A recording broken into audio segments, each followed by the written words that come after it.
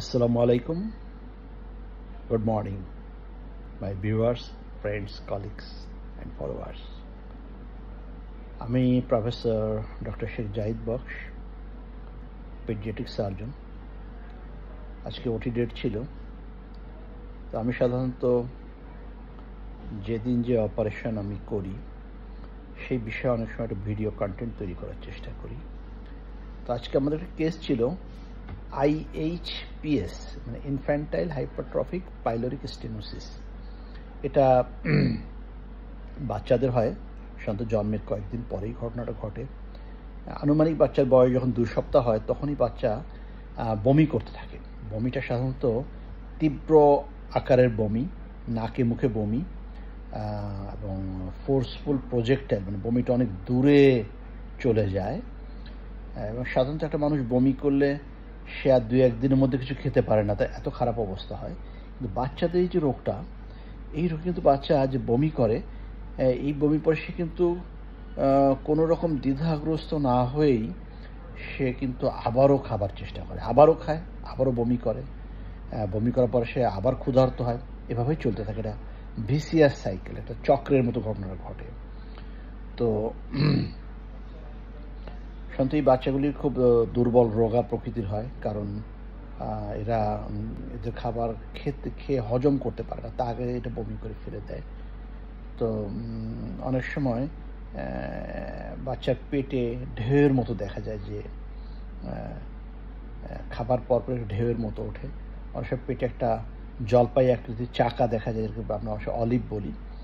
তো মায়েদের কমপ্লেনই একটা, যে বাচ্চা যা খায় বমি করে, নাকে মুখে বমি হয়, আর বাচ্চার শরীর বাড়ছে না, বাচ্চা এমনকি অনেক সময় বাথরুমও করতে চায় না, বা কনস্টিপেশন থাকে। তো বমিটার একটা বিশেষত্ব, যে বমিটা হলুদ বমি হয় না, রাদার এটা সাদা বমি করে, যেটা হল নন বিলিয়াস ভমিটিং। তো এটা মেডিকেল স্টুডেন্টদের জন্য এটা খুবই উপযোগী একটা সাবজেক্ট, যেটা পরীক্ষাতেও জিজ্ঞাসা করা হয়। আর এটা তো পেডিয়াট্রিক সার্জনের ব্রেড অ্যান্ড বাটার, তারা এই অপারেশন করে। এনিওয়ে, তো আল্ট্রাসাউন্ড হচ্ছে সবচেয়ে ভালো টুল বা যন্ত্র, যেটা দিয়ে এটাকে সহজেই ডায়াগনোসিস করা যায়। ভালো সনোলজি বলে দেয়, যেটা পাকস্থলীর যে শেষ প্রান্তের যে মাংস পেশিগুলো ফুলে গেছে এবং পাকস্থলীতে খাবার নিচে খাদ্য অন্ত্রে যেতে পারছে না, যার জন্য বমি হয়ে বের হয়ে যাচ্ছে। তো সাধারণত একটা অপারেশন করা লাগে। অপারেশনটা আজকে আমরা করলাম। তো এই অপারেশন, যে ভদ্রলোক এই অপারেশনটা আবিষ্কার করেছেন, ওনার নামেই অপারেশনের নাম র্যামেস্টেটস অপারেশন, অথবা আমরা সব বলি র্যামেস্টেটস ফাইলোরোমায়োটমি। তো অজ্ঞান করে এটা করতে হয়। অজ্ঞান আগে বাচ্চার নাকে পাইপ দেওয়া থাকে, সব স্টোমাকের জুসগুলোকে বের করে তারপরে এটা অপারেশন করা হয়। পেট খুললেই দেখা যায় যে পাকস্থলীর শেষ প্রান্তে একটা জলপাই আকৃতির একটা চাকা। অপারেশনটা খুবই সহজ অপারেশন। এই চাকাটাকে কেটে এর মধ্যে যে মাসেলগুলো থাকে, মাসেলগুলোকে স্প্লিট করে বা ছাড়ায় দিলে তখন দেখা যায় যে দুধ বা যে জিনিসগুলো খায় বা বাতাস, সেটা খুব সহজেই আবার খাদ্য অন্ত্রে চলে যায়। তো অপারেশনটা যদি সাকসেসফুলি করা যায়, তাহলে সাধারণত বাচ্চাদের এই বমির সমস্যা পরিপূর্ণভাবে ভালো হয়ে যায়।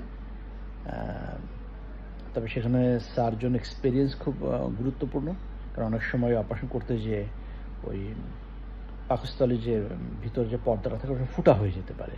তো ফুটা হয়ে গেলে তখন তো অপারেশনটা সাকসেসফুল হয় না। তো এই জন্য এমনভাবে করতে হবে যে আমরা বাংলায় বলি যে সাপও মরে, লাঠিও না ভাঙে। তো ইনকমপ্লিট যদি অপারেশন হয়, তাহলে তো বাচ্চা আবার বমি করতে থাকবে, বাচ্চা ভালো হবে না। আর যদি এক্সেস কাজ করতে চাই, তাহলে ওর ফুটা হয়ে যাবে, তখন সেটাতেও বাচ্চার জন্য সমস্যা হয়ে যাবে। এই জন্য বেশি কম দুটোই খারাপ, মধ্যম পন্থায় থাকতে হবে। তো এই অপারেশনটা আমরা করি এবং রেজাল্ট আলহামদুলিল্লাহ এটা খুবই ভালো হয়। তো বাচ্চাদের অনেক ধরনের বমির কারণের মধ্যে আইএইচপিএস বা ইনফ্যান্টাইল হাইপারট্রফিক পাইলোরিকেশাস এটা একটা গুরুত্বপূর্ণ কারণ। তো আপনাদের বাচ্চারা যদি জন্মের এরকম 2 সপ্তাহ পরে বমি করতে থাকে তো এবং নাকে মুখে বমি করে এবং সাদা বমি করে এবং পেটে ঢেউয়ের মতো হয় এবং বমি করার পর আবার ক্ষুধার্ত হয়, আবার এরকম যেমন বাচ্চাগুলো ডিহাইড্রেশন হয়, বাচ্চা পানি শূন্যতা হয়ে যায়, বাচ্চা শুকায় যায়। যদি এরকম হয় তাহলে আপনারা মনে করতে পারেন যে আপনার বাচ্চার এরকম রোগ হতে পারে, যে পাকস্থলীতে টিউমার। তো সেক্ষেত্রে আপনারা পেডিয়াট্রিক সার্জনের সঙ্গে যোগাযোগ করবেন। ওনারা দ্রুত একটা আল্ট্রাসাউন্ড করে আপনার বাচ্চা ডায়াগনোসিস করে সার্জারি অপারেশন করে দেবে এবং আপনার বাচ্চা আবার সুস্থ হয়ে আগের মতো সব কিছু খাবে, আর বমি করবে না। হ্যাঁ, সব কিছু তার জীবনটা সুন্দর হয়ে যাবে। তো এই জন্য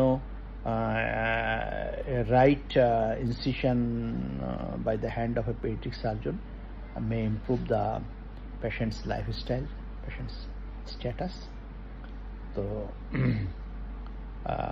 এই অপারেশন সাকসেসফুলি করলে রোগীর আশা করা যায় যে ভবিষ্যতে আর কখনো সমস্যা হবে না। তো আপনাদের সবাইকে ধন্যবাদ। এরকম আমরা আরও ভিডিও দিব বাচ্চাদের বমি সংক্রান্ত, বাচ্চাদের জন্মগত বা যে কোনো রোগ সংক্রান্ত আমরা আপনাদেরকে বিভিন্ন ধরনের ডিজিজ সম্পর্কে জানাবো। এটা একটা সোশ্যাল, একটা কি বলা যেতে পারে, social part of a paediatric surgeon. সে সোসাইটিতে দেশ গড়া, স্বাস্থ্য গড়ার জন্য যে প্রত্যয়, সেটা একটা অংশ হিসেবে সেও এরকম ভিডিও কন্টেন্ট তৈরি করবে, জনগণকে জনসচেতনামূলক প্রচারণ হিসেবে এটাকে ব্যবহার করবে। ধন্যবাদ সবাইকে। আসসালামু আলাইকুম ওয়া রাহমাতুল্লাহি ওয়া বারাকাতুহু।